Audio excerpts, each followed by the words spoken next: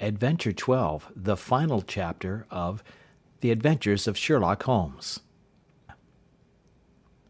The Adventures of Sherlock Holmes by Sir Arthur Conan Doyle. Adventure 12, The Adventure of the Copper Beeches. To the man who loves art for its own sake, remarked Sherlock Holmes, tossing aside the advertisement sheet of the Daily Telegraph, it is frequently in its least important and lowliest manifestations that the keenest pleasure is to be derived. It is pleasant to me to observe, Watson, that you have so far grasped this truth that in these little records of our cases which you have been good enough to draw up, and, I am bound to say, occasionally to embellish, you have given prominence not so much to the many causes célèbres and sensational trials in which I have figured, but rather to those incidents which may have been trivial in themselves, but which have given room for those faculties of deduction and of logical synthesis which I have made my special province. And yet, said I, smiling, I cannot quite hold myself absolved from the charge of sensationalism which has been urged against my records. You have erred, perhaps, he observed, taking up a glowing cinder with the tongs, and lighting with it the long cherry-wood pipe which was wont to replace his clay when he was in a disputatious rather than a meditative mood. You have erred, perhaps, in attempting to put colour and life into each of your statements, instead of confining yourself to the task of placing upon record that severe reasoning from cause to effect, which is really the only notable feature about the thing. It seems to me that I have done you full justice in the matter, I remarked with some coldness, for I was repelled by the egotism which I had more than once observed to be a strong factor in my friend's singular character. No, it is not selfishness or conceit, said he, answering, as was his wont, my thoughts rather than my words. If I claim full justice for my art, it is because it is an impersonal thing, a thing beyond myself. Crime is common, logic is rare. Therefore, it is upon the logic rather than upon the crime that you should dwell. You have degraded what should have been a course of lectures into a series of tales. It was a cold morning of the early spring, and we sat after breakfast on either side of a cheery fire in the old room at Baker Street. A thick fog rolled down between the lines of dun-coloured houses, and the opposing windows loomed like dark, shapeless blurs through the heavy yellow wreaths. Our gas was lit, and shone on the white cloth and glimmer of china and metal, for the table had not been cleared yet. Sherlock Holmes had been silent all the morning, clipping continuously into the advertisement columns of a succession of papers, until at last, having apparently given up his search, he had emerged in no very sweet temper to lecture me upon my literary shortcomings. At the same time, he remarked after a pause, during which he had sat puffing at his long pipe and gazing down into the fire, you can hardly be open to a charge of sensationalism, for out of these causes which you have been so kind as to interest yourself in, a fair proportion do not treat of crime, in its legal sense, at all. The small matter in which I endeavoured to help the King of Bohemia, the singular experience of Miss Mary Sutherland, the problem connected with the man with the twisted lip, and the incident of the noble bachelor, were all matters which are outside the pale of the law. But in avoiding the sensational, I fear that you may have bordered on the trivial. The end may have been so, I answered, but the methods I hold to have been novel and of interest. Pshaw, my dear fellow, what do the public, the great unobservant public, who could hardly tell a weaver by his tooth or a compositor by his left thumb, care about the finer shades of analysis and deduction? But, indeed, if you are trivial, I cannot blame you, for the days of the great cases are past. Man, or at least criminal man, has lost all enterprise and originality. As to my own little practice, it seems to be degenerating into an agency for recovering lost lead pencils, and giving advice to young ladies from boarding schools. I think that I have touched bottom at last, however, This note I had this morning marks my 0 point, I fancy. Read it." He tossed a crumpled letter across to me. It was dated from Montague Place upon the preceding evening, and ran thus: "Dear Mr. Holmes, I am very anxious to consult you as to whether I should or should not accept a situation which has been offered to me as governess. I shall call at 10:30 tomorrow if I do not inconvenience you.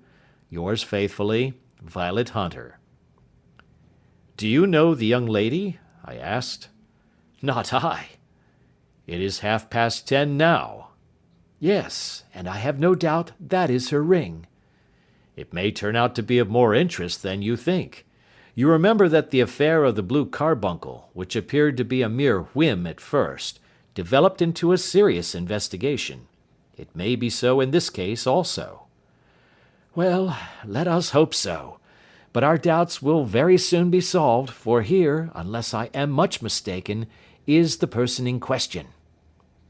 As he spoke, the door opened and a young lady entered the room. She was plainly but neatly dressed, with a bright, quick face, freckled like a plover's egg, and with the brisk manner of a woman who has had her own way to make in the world. "You will excuse my troubling you, I am sure," said she, as my companion arose to greet her, "but I have had a very strange experience, and as I have no parents or relations of any sort from whom I could ask advice, I thought that perhaps you would be kind enough to tell me what I should do." "Pray take a seat, Miss Hunter. I shall be happy to do anything that I can to serve you."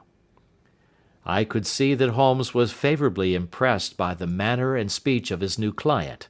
He looked her over in his searching fashion, and then composed himself, with his lids drooping and his finger-tips together, to listen to her story. "I have been a governess for 5 years," said she, "in the family of Colonel Spence Munro, but 2 months ago the Colonel received an appointment at Halifax, in Nova Scotia, and took his children over to America with him, so that I found myself without a situation. I advertised, and I answered advertisements, but without success. At last the little money which I had saved began to run short, and I was at my wits' end as to what I should do. There is a well-known agency for governesses in the West End called Westaway's, and there I used to call about once a week in order to see whether anything had turned up which might suit me. Westaway was the name of the founder of the business, but it is really managed by Miss Stoper. She sits in her own little office, and the ladies who are seeking employment wait in an anteroom, and are then shown in one by one, when she consults her ledgers and sees whether she has anything which would suit them. Well, when I called last week, I was shown into the little office as usual, but I found that Miss Stoper was not alone. A prodigiously stout man with a very smiling face and a great heavy chin, which rolled down in fold upon fold over his throat, sat at her elbow with a pair of glasses on his nose, looking very earnestly at the ladies who entered. As I came in he gave quite a jump in his chair, and turned quickly to Miss Stoper. "That will do," said he. "I could not ask for anything better. Capital! Capital!" He seemed quite enthusiastic, and rubbed his hands together in the most genial fashion. He was such a comfortable-looking man that it was quite a pleasure to look at him. "You are looking for a situation, miss?" he asked. "Yes, sir." "As governess?" "Yes, sir." "And what salary do you ask?"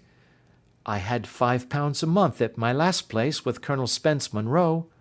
"Oh, tut, tut! Sweating! Rank sweating!" he cried, throwing his fat hands out into the air, like a man who is in a boiling passion. "How could any one offer so pitiful a sum to a lady with such attractions and accomplishments?" "My accomplishments, sir, may be less than you imagine," said I. "A little French, a little German, music, and drawing—" "Tut, tut!" he cried. "This is all quite beside the question. The point is, have you or have you not the bearing and deportment of a lady? There it is in a nutshell. If you have not, You are not fitted for the rearing of a child who may some day play a considerable part in the history of the country.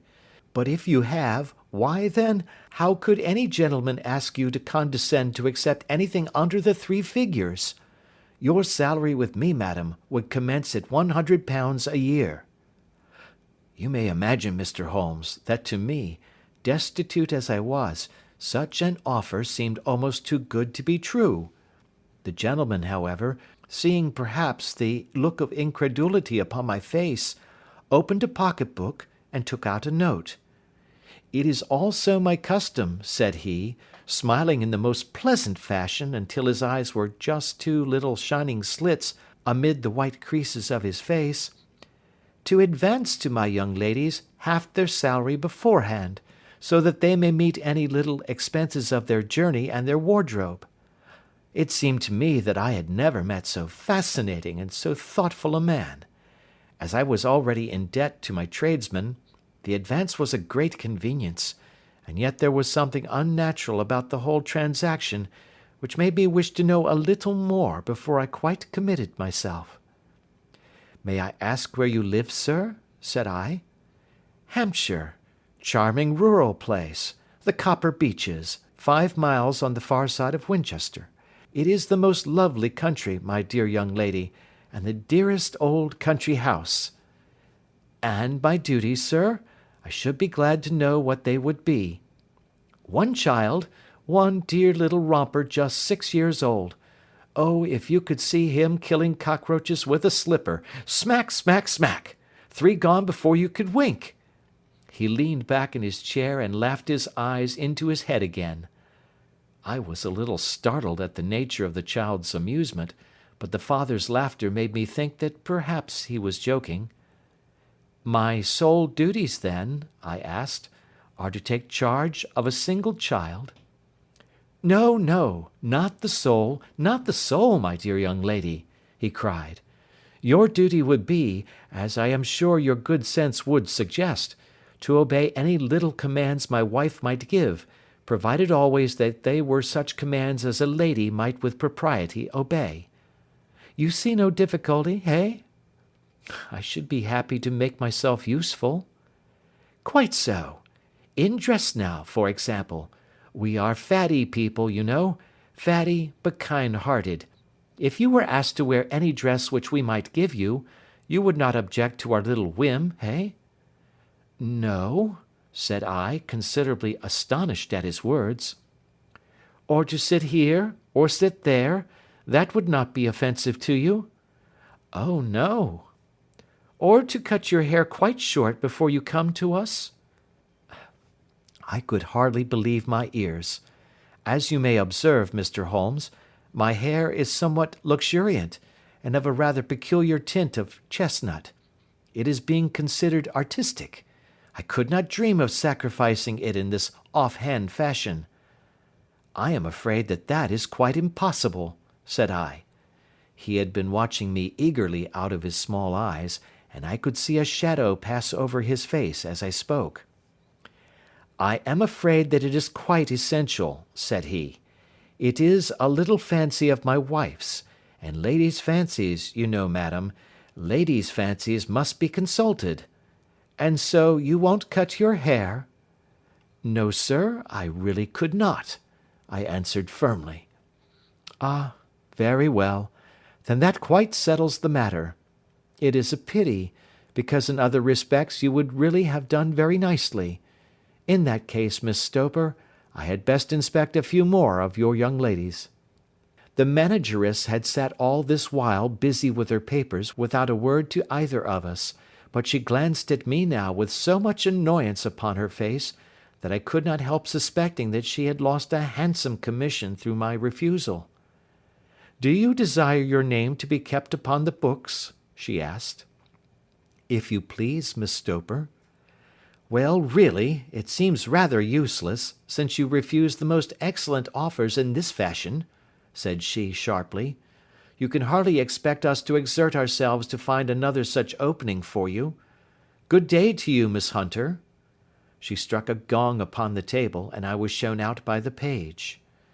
Well, Mr. Holmes, when I got back to my lodgings, and found little enough in the cupboard, and 2 or 3 bills upon the table.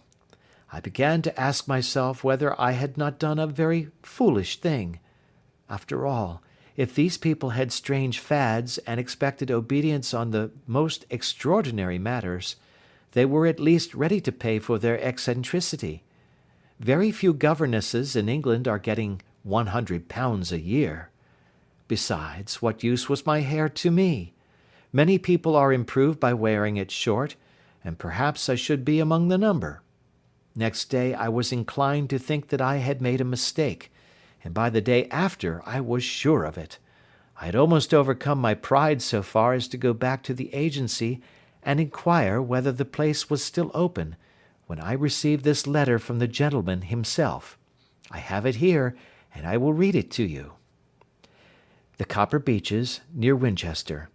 Dear Miss Hunter, Miss Stoper has very kindly given me your address, and I write from here to ask whether you have reconsidered your decision. My wife is very anxious that you should come, for she has been much attracted by my description of you. We are willing to give £30 a quarter, or £120 a year, so as to recompense you for any little inconvenience which our fads may cause you. They are not very exacting, after all. My wife is fond of a particular shade of electric blue, and would like you to wear such a dress indoors in the morning. You need not, however, go to the expense of purchasing one, as we have one belonging to my dear daughter Alice, now in Philadelphia, which would, I should think, fit you very well. Then, as to sitting here or there, or amusing yourself in any manner indicated, that need cause you no inconvenience. As regards your hair, it is no doubt a pity, especially as I could not help remarking its beauty during our short interview, but I am afraid that I must remain firm upon this point, and I only hope that the increased salary may recompense you for the loss. Your duties, as far as the child is concerned, are very light.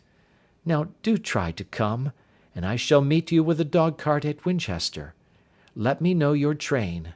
Yours faithfully, Jeffro Rucastle. That is the letter which I have just received, Mr. Holmes, and my mind is made up that I will accept it. I thought, however, that before taking the final step I should like to submit the whole matter to your consideration. Well, Miss Hunter, if your mind is made up, that settles the question, said Holmes, smiling. But you would not advise me to refuse? I confess that it is not the situation which I should like to see a sister of mine apply for. What is the meaning of it all, Mr. Holmes? Ah, I have no data. I cannot tell. Perhaps you have yourself formed some opinion?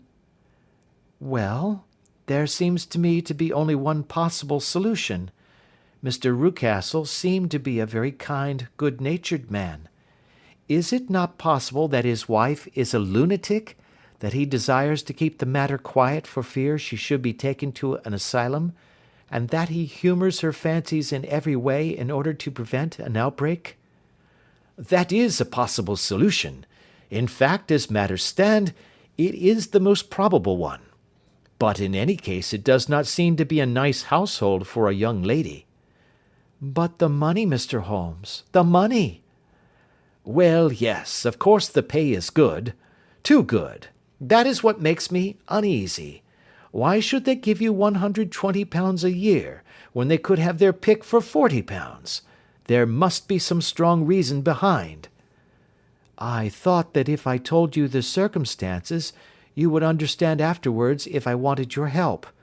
I should feel so much stronger if I felt that you were at the back of me. Oh, you may carry that feeling away with you. I assure you that your little problem promises to be the most interesting which has come my way for some months. There is something distinctly novel about some of the features. If you should find yourself in doubt or in danger— Danger? What danger do you foresee? Holmes shook his head gravely. It would cease to be a danger if we could define it, said he. But at any time, day or night, a telegram would bring me down to your help. That is enough. She rose briskly from her chair with the anxiety all swept from her face. "I shall go down to Hampshire quite easy in my mind now.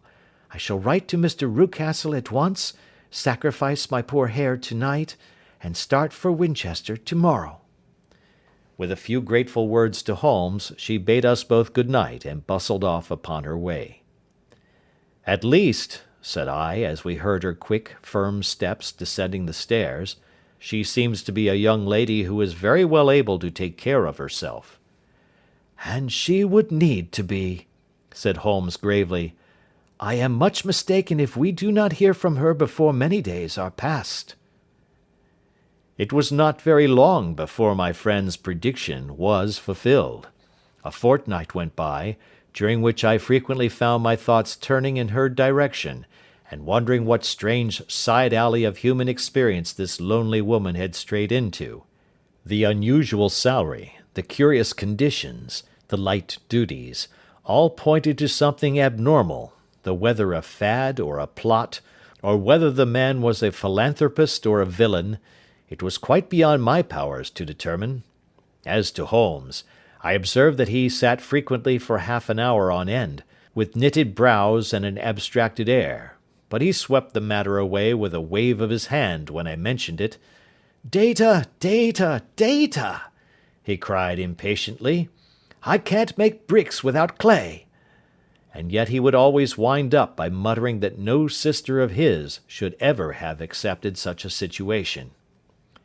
The telegram which we eventually received came late one night just as I was thinking of turning in, and Holmes was settling down to one of those all-night chemical researches which he frequently indulged in, when I would leave him stooping over a retort and a test tube at night, and find him in the same position when I came down to breakfast in the morning. He opened the yellow envelope, and then, glancing at the message, threw it across to me. "Just look up the trains in Bradshaw," said he, and turned back to his chemical studies. The summons was a brief and urgent one. "Please be at the Black Swan Hotel at Winchester at midday tomorrow," it said. "Do come. I am at my wit's end. Hunter." "Will you come with me?" asked Holmes, glancing up. "I should wish to." "Just look it up, then." "There is a train at 9:30, said I, glancing over my Bradshaw. "It is due at Winchester at 11:30. "That will do nicely. Then perhaps I had better postpone my analysis of the acetones, as we may need to be at our best in the morning." By 11 o'clock the next day we were well upon our way to the old English capital. Holmes had been buried in the morning papers all the way down, but after we had passed the Hampshire border he threw them down, and began to admire the scenery. It was an ideal spring day, a light blue sky, flecked with little fleecy white clouds drifting across from west to east. The sun was shining very brightly, and yet there was an exhilarating nip in the air, which set an edge to a man's energy. All over the countryside, away to the rolling hills around Aldershot, the little red and grey roofs of the farmsteadings peeped out from amid the light green of the new foliage. "Are they not fresh and beautiful?" I cried with all the enthusiasm of a man fresh from the fogs of Baker Street. But Holmes shook his head gravely. "Do you know, Watson," said he, "that it is one of the curses of a mind with a turn like mine, that I must look at everything with reference to my own special subject. You look at these scattered houses, and you are impressed by their beauty. I look at them, and the only thought which comes to me is a feeling of their isolation, and of the impunity with which crime may be committed there." "Good heavens!" I cried. "Who would associate crime with these dear old homesteads?" "They always fill me with a certain horror. It is my belief, Watson, founded upon my experience, that the lowest and vilest alleys in London do not present a more dreadful record of sin than does the smiling and beautiful countryside." "You horrify me."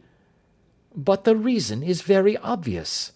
The pressure of public opinion can do in the town what the law cannot accomplish.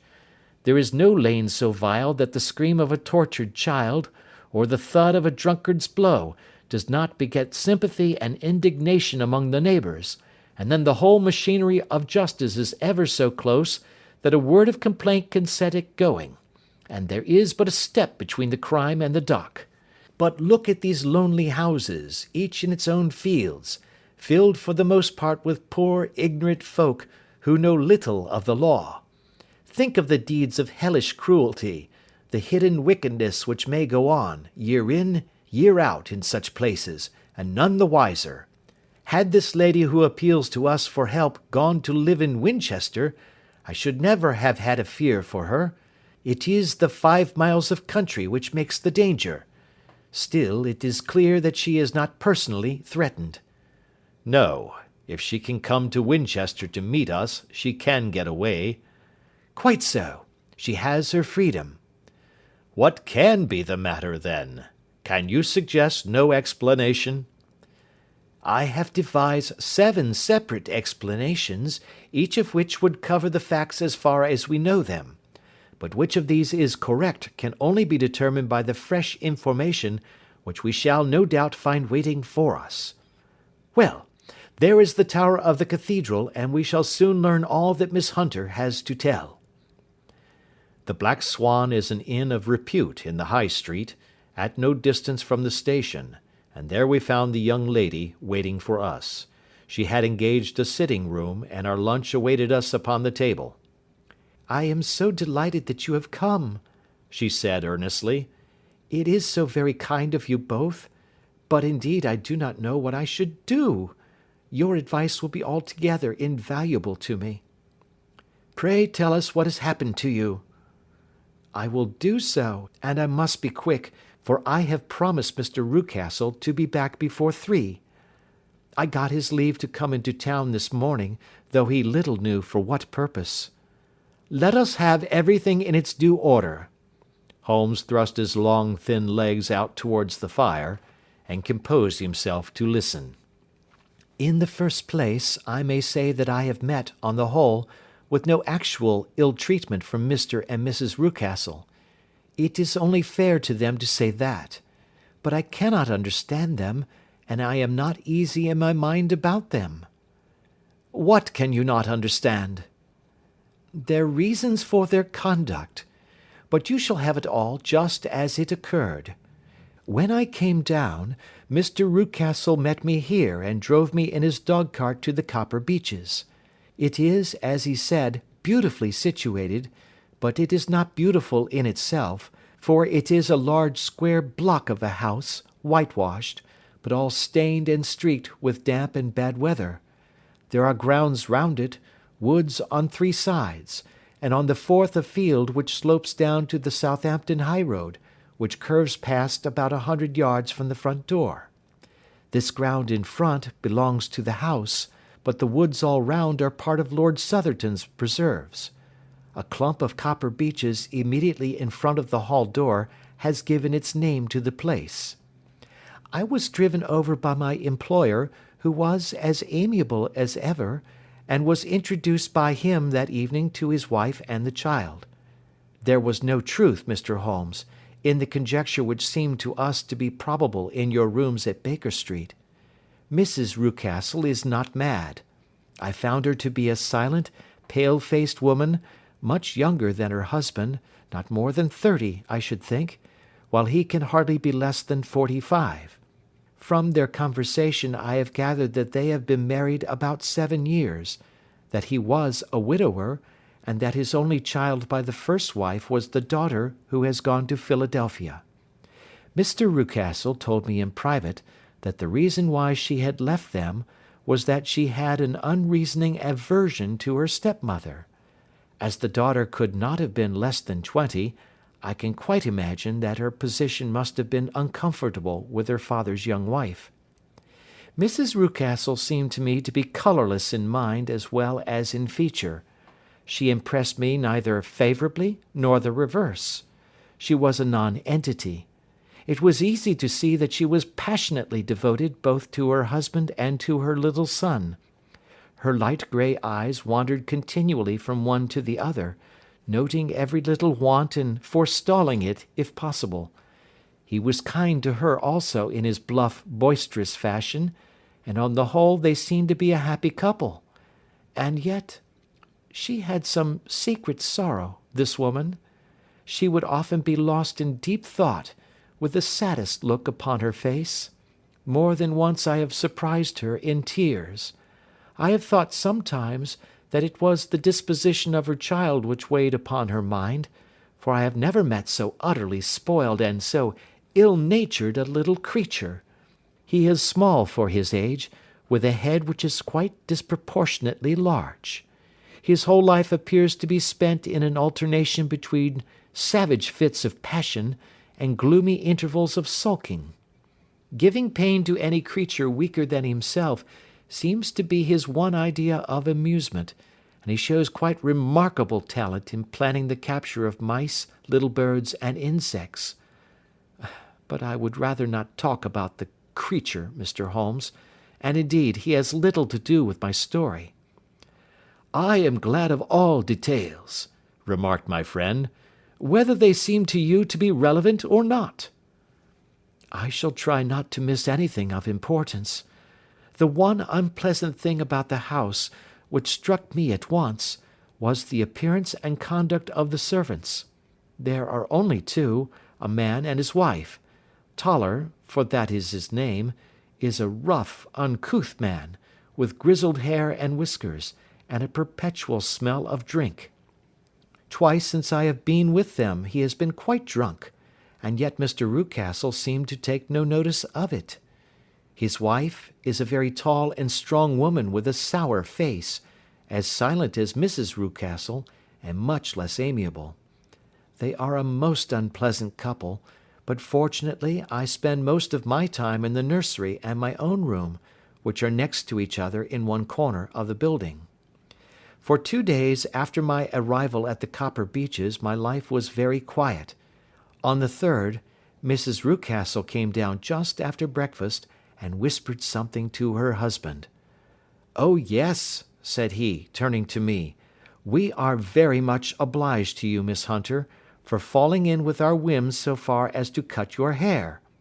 I assure you that it has not detracted in the tiniest iota from your appearance. We shall now see how the electric blue dress will become you. You will find it laid out upon the bed in your room, and if you would be so good as to put it on, we should both be extremely obliged." The dress which I found waiting for me was of a peculiar shade of blue. It was of excellent material, a sort of beige, but it bore unmistakable signs of having been worn before. It could not have been a better fit if I had been measured for it. Both Mr. and Mrs. Rucastle expressed a delight at the look of it, which seemed quite exaggerated in its vehemence. They were waiting for me in the drawing-room, which is a very large room, stretching along the entire front of the house, with 3 long windows reaching down to the floor.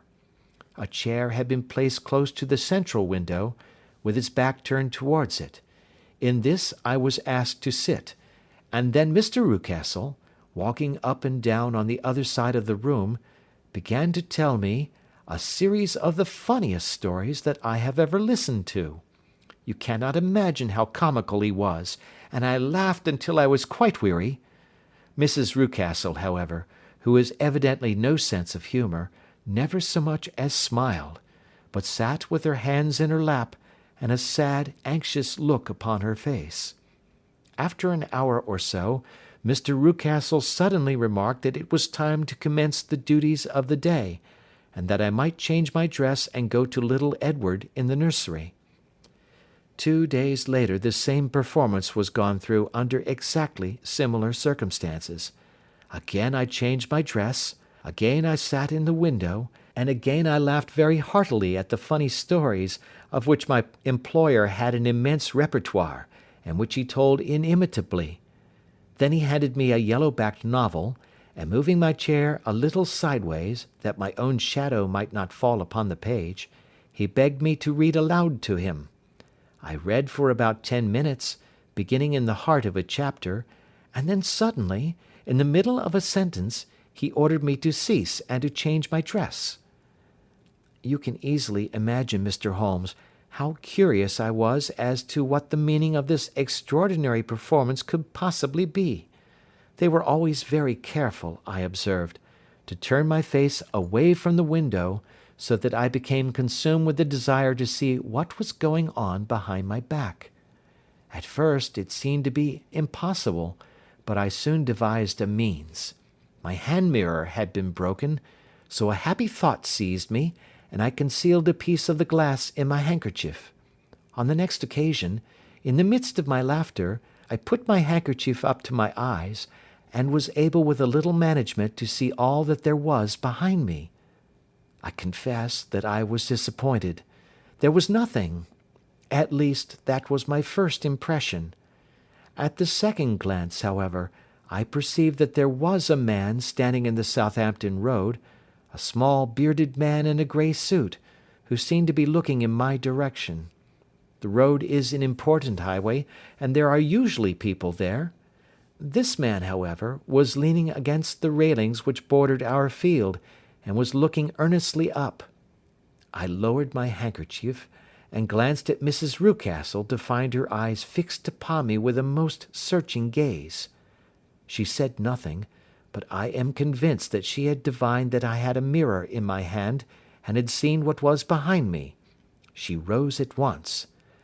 "Jethro," said she, "there is an impertinent fellow upon the road there who stares up at Miss Hunter." "No friend of yours, Miss Hunter?" he asked. "No, I know no one in these parts." "Dear me, how very impertinent! Kindly turn round and motion to him to go away." "Surely it would be better to take no notice." "No, no, we should have him loitering here always. Kindly turn round and wave him away like that." I did as I was told, and at the same instant Mrs. Rucastle drew down the blind. That was a week ago, and from that time I have not sat again in the window, nor have I worn the blue dress, nor seen the man in the road. "Pray continue," said Holmes. "Your narrative promises to be a most interesting one." "You will find it rather disconnected, I fear, and there may prove to be little relation between the different incidents of which I speak. On the very first day that I was at the Copper Beeches, Mr. Rucastle took me to a small outhouse which stands near the kitchen door. As we approached it, I heard the sharp rattling of a chain, and the sound as of a large animal moving about. "Look in here," said Mr. Rucastle, showing me a slit between two planks. "Is he not a beauty?" I looked through and was conscious of two glowing eyes, and of a vague figure huddled up in the darkness. "Don't be frightened," said my employer, laughing at the start which I had given. "It's only Carlo, my mastiff. I call him mine, but really old Toller, my groom, is the only man who can do anything with him. We feed him once a day, and not too much then, so that he is always as keen as mustard. Toller lets him loose every night, and God help the trespasser whom he lays his fangs upon. For goodness sake, don't you ever, on any pretext, set your foot over the threshold at night, for it's as much as your life is worth." The warning was no idle one, for 2 nights later I happened to look out of my bedroom window about 2 o'clock in the morning. It was a beautiful moonlight night, and the lawn in front of the house was silvered over and almost as bright as day. I was standing, wrapped in the peaceful beauty of the scene, when I was aware that something was moving under the shadow of the Copper Beeches. As it emerged into the moonshine I saw what it was. It was a giant dog, as large as a calf, tawny tinted, with hanging jowl, black muzzle, and huge projecting bones. It walked slowly across the lawn and vanished into the shadow upon the other side. That dreadful sentinel sent a chill to my heart which I do not think that any burglar could have done. And now I have a very strange experience to tell you.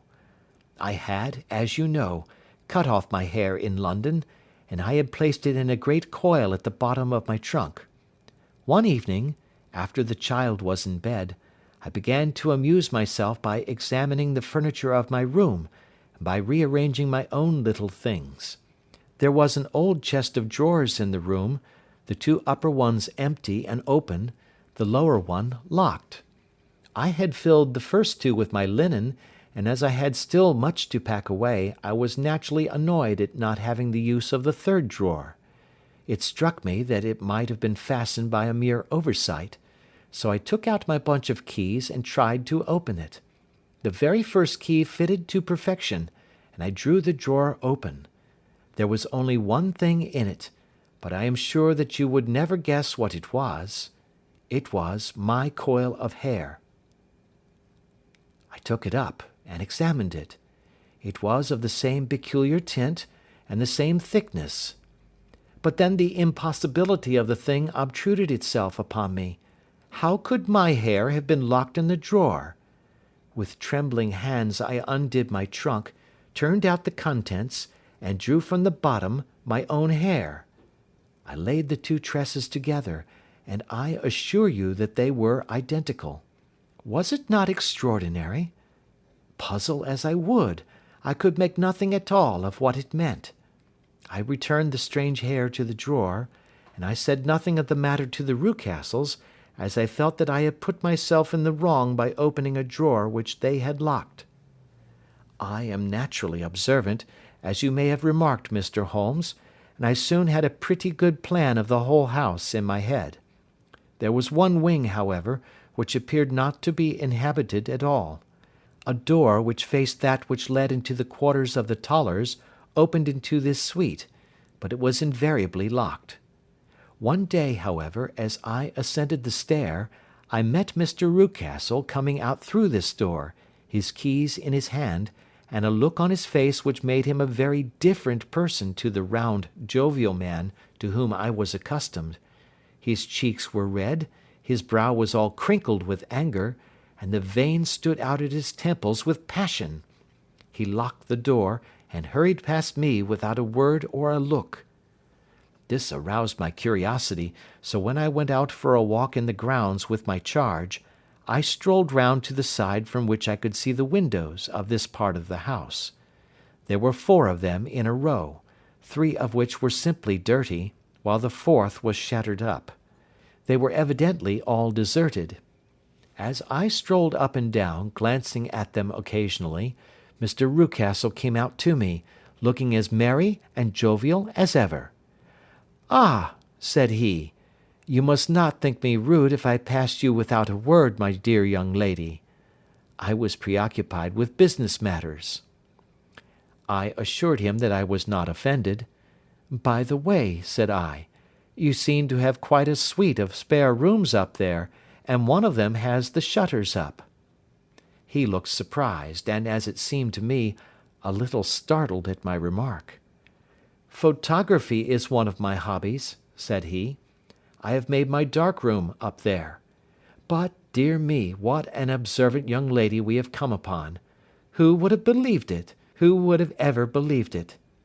He spoke in a jesting tone, but there was no jest in his eyes as he looked at me. I read suspicion there and annoyance, but no jest. Well, Mr. Holmes, from the moment that I understood that there was something about that suite of rooms which I was not to know, I was all on fire to go over them. It was not mere curiosity, though I have my share of that.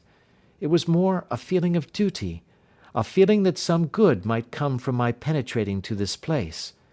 They talk of woman's instinct. Perhaps it was woman's instinct which gave me that feeling.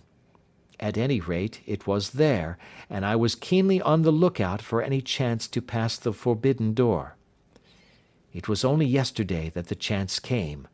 I may tell you that, besides Mr. Rucastle, both Toller and his wife find something to do in these deserted rooms, and I once saw him carrying a large black linen bag with him through the door. Recently he has been drinking hard, and yesterday evening he was very drunk, and when I came upstairs there was the key in the door. I have no doubt at all that he had left it there. Mr. and Mrs. Rucastle were both downstairs, and the child was with them, so that I had an admirable opportunity. I turned the key gently in the lock, opened the door, and slipped through. There was a little passage in front of me, unpapered and uncarpeted, which turned at a right angle at the farther end. Round this corner were 3 doors in a line, the first and third of which were open. They each led into an empty room, dusty and cheerless, with 2 windows in the one and one in the other, so thick with dirt that the evening light glimmered dimly through them. The centre door was closed, and across the outside of it had been fastened one of the broad bars of an iron bed, padlocked at one end to a ring in the wall, and fastened at the other with stout cord. The door itself was locked as well, and the key was not there. This barricaded door corresponded clearly with the shuttered window outside, and yet I could see by the glimmer from beneath it that the room was not in darkness. Evidently there was a skylight which let in light from above. As I stood in the passage gazing at the sinister door and wondering what secret it might veil, I suddenly heard the sound of steps within the room, and saw a shadow pass backward and forward against the little slit of dim light which shone out from under the door. A mad, unreasoning terror rose up in me at the sight, Mr. Holmes. My overstrung nerves failed me suddenly, and I turned and ran as though some dreadful hand were behind me clutching at the skirt of my dress. I rushed down the passage, through the door, and straight into the arms of Mr. Rucastle, who was waiting outside. "So," said he, smiling, "it was you, then. I thought that it must be when I saw the door open." "Oh, I am so frightened!" I panted. My dear young lady, you cannot think how caressing and soothing his manner was. And what has frightened you, my dear young lady?" But his voice was just a little too coaxing. He overdid it. I was keenly on my guard against him. "I was foolish enough to go into the empty wing," I answered, "but it is so lonely and eerie in this dim light that I was frightened and ran out again. Oh, it is so dreadfully still in there." "Only that?" said he, looking at me keenly. "Why, what did you think?" I asked. "Why do you think that I locked this door?" "I am sure that I do not know." "It is to keep people out who have no business there, do you see?" He was still smiling in the most amiable manner. "I am sure if I had known—" "Well then, you know now. And if you ever put your foot over that threshold again—" Here in an instant the smile hardened into a grin of rage, and he glared down at me with the face of a demon. "I'll throw you to the mastiff." I was so terrified that I do not know what I did. I suppose that I must have rushed past him into my room. I remember nothing until I found myself lying on my bed trembling all over. Then I thought of you, Mr. Holmes. I could not live there longer without some advice. I was frightened of the house, of the man, of the woman, of the servants, even of the child. They were all horrible to me. If I could only bring you down, all would be well. Of course I might have fled from the house, but my curiosity was almost as strong as my fears. My mind was soon made up. I would send you a wire. I put on my hat and cloak, went down to the office, which is about half a mile from the house, and then returned, feeling very much easier.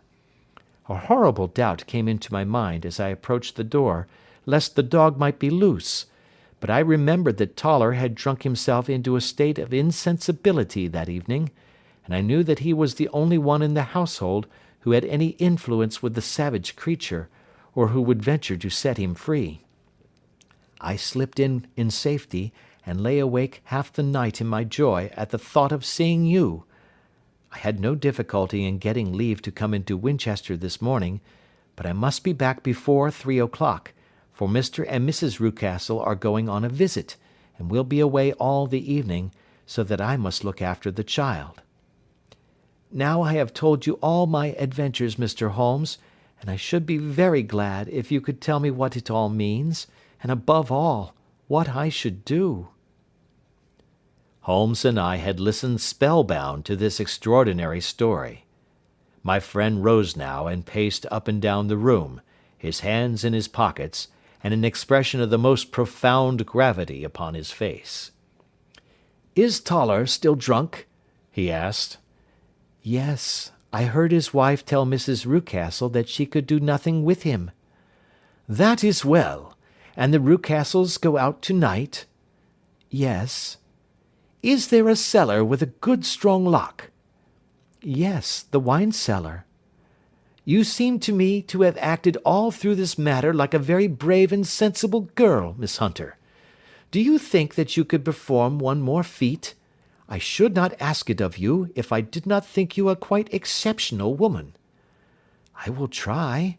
What is it?" "We shall be at the Copper Beeches by 7 o'clock, my friend and I. The Rucastles will be gone by that time, and Toller will, we hope, be incapable.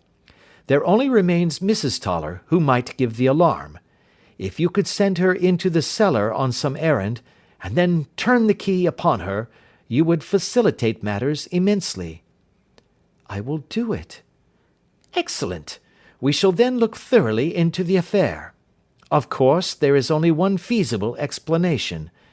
You have been brought there to personate someone, and the real person is imprisoned in this chamber. That is obvious. As to who this prisoner is, I have no doubt that it is the daughter, Miss Alice Rucastle, if I remember right, who was said to have gone to America. You were chosen, doubtless, as resembling her in height, figure, and the colour of your hair. Hers had been cut off, very possibly in some illness through which she has passed, and so of course yours had to be sacrificed also. By a curious chance you came upon her tresses. The man in the road was undoubtedly some friend of hers, possibly her fiancé, and no doubt, as you wore the girl's dress and were so like her, he was convinced from your laughter, whenever he saw you, and afterwards from your gesture, that Miss Rucastle was perfectly happy, and that she no longer desired his attentions. The dog is let loose at night to prevent him from endeavouring to communicate with her. So much is fairly clear. The most serious point in the case is the disposition of the child." "What on earth has that to do with it?" I ejaculated. "My dear Watson, you as a medical man are continually gaining light as to the tendencies of a child by the study of the parents. Don't you see that the converse is equally valid? I have frequently gained my first real insight into the character of parents by studying their children. This child's disposition is abnormally cruel, merely for cruelty's sake, and whether he derives this from his smiling father, as I should suspect, or from his mother, it bodes evil for the poor girl who is in their power." "I am sure that you are right, Mr. Holmes," cried our client. "A thousand things come back to me which make me certain that you have hit it. Oh, let us lose not an instant in bringing help to this poor creature." "We must be circumspect, for we are dealing with a very cunning man. We can do nothing until 7 o'clock. At that hour we shall be with you, and it will not be long before we solve the mystery." We were as good as our word, for it was just 7 when we reached the Copper Beeches, having put up our trap at a wayside public-house. The group of trees, with their dark leaves shining like burnished metal in the light of the setting sun, were sufficient to mark the house, even had Miss Hunter not been standing smiling on the doorstep. "Have you managed it?" asked Holmes. A loud thudding noise came from somewhere downstairs. "That is Mrs. Toller in the cellar," said she. "Her husband lies snoring on the kitchen rug. Here are his keys, which are the duplicates of Mr. Rucastle's." "You have done well indeed," cried Holmes with enthusiasm. "Now lead the way, and we shall soon see the end of this black business." We passed up the stair, unlocked the door, followed on down a passage, and found ourselves in front of the barricade which Miss Hunter had described. Holmes cut the cord and removed the transverse bar. Then he tried the various keys in the lock, but without success. No sound came from within, and at the silence Holmes's face clouded over. "I trust that we are not too late," said he. "I think, Miss Hunter, that we had better go in without you. Now, Watson, put your shoulder to it, and we shall see whether we cannot make our way in." It was an old rickety door, and gave at once before our united strength. Together we rushed into the room. It was empty. There was no furniture save a little pallet bed, a small table, and a basketful of linen. The skylight above was open, and the prisoner gone. "There has been some villainy here," said Holmes. "This beauty has guessed Miss Hunter's intentions and has carried his victim off." "But how?" "Through the skylight. We shall soon see how he managed it." He swung himself up onto the roof. "Ah, yes," he cried. "Here's the end of a long light ladder against the eaves. That is how he did it." "But it is impossible," said Miss Hunter. "The ladder was not there when the Rucastles went away." "He has come back and done it. I tell you that he is a clever and dangerous man. I should not be very much surprised if this were he whose step I hear now upon the stair. I think, Watson, that it would be as well for you to have your pistol ready." The words were hardly out of his mouth before a man appeared at the door of the room, a very fat and burly man, with a heavy stick in his hand. Miss Hunter screamed and shrunk against the wall at the sight of him, but Sherlock Holmes sprang forward and confronted him. "You villain!" said he. "Where's your daughter?" The fat man cast his eyes round and then up at the open skylight. "It is for me to ask you that!" he shrieked. "You thieves! Spies and thieves! I have caught you, have I? You are in my power! I'll serve you!" He turned and clattered down the stairs as hard as he could go.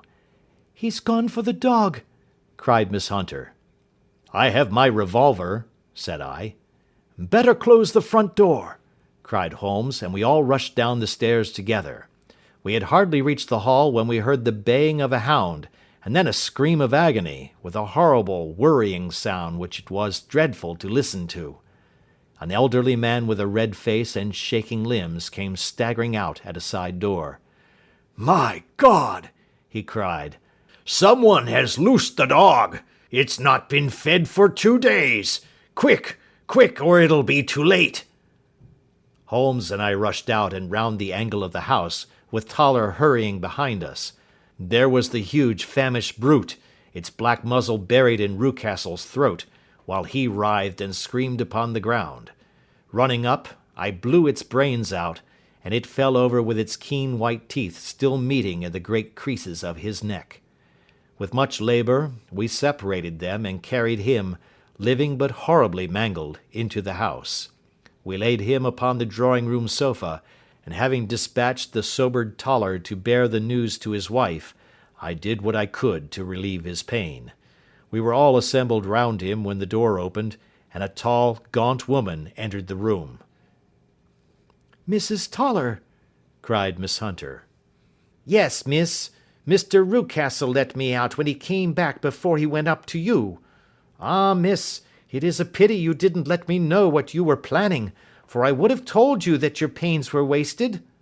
"Ha!" said Holmes, looking keenly at her. "It is clear that Mrs. Toller knows more about this matter than anyone else." "Yes, sir, I do, and I am ready enough to tell what I know."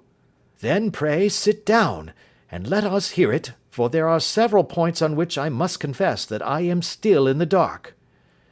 "I will soon make it clear to you," said she, "and I'd have done so before now if I could have got out of the cellar. If there's police court business over this, you remember that I was the one that stood your friend, and that I was Miss Alice's friend too. She was never happy at home, Miss Alice wasn't, from the time that her father married again.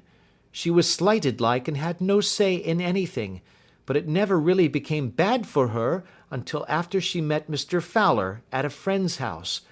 As well as I could learn, Miss Alice had rights of her own by will, but she was so quiet and patient she was, that she never said a word about them but just left everything in Mr. Rucastle's hands.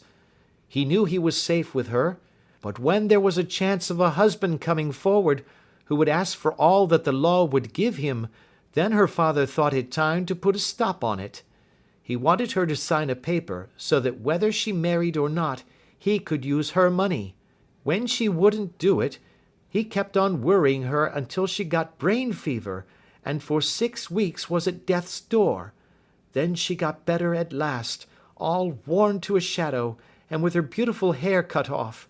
But that didn't make no change in her young man, and he stuck to her as true as men could be." "Ah," said Holmes, "I think that what you have been good enough to tell us makes the matter fairly clear, and that I can deduce all that remains. Mr. Rucastle, then, I presume, took to the system of imprisonment?" "Yes, sir." "And brought Miss Hunter down from London in order to get rid of the disagreeable persistence of Mr. Fowler?" "That was it, sir. But Mr. Fowler, being a persevering man, as a good seaman should be, blockaded the house, and having met you, succeeded by certain arguments, metallic or otherwise, in convincing you that your interests were the same as his."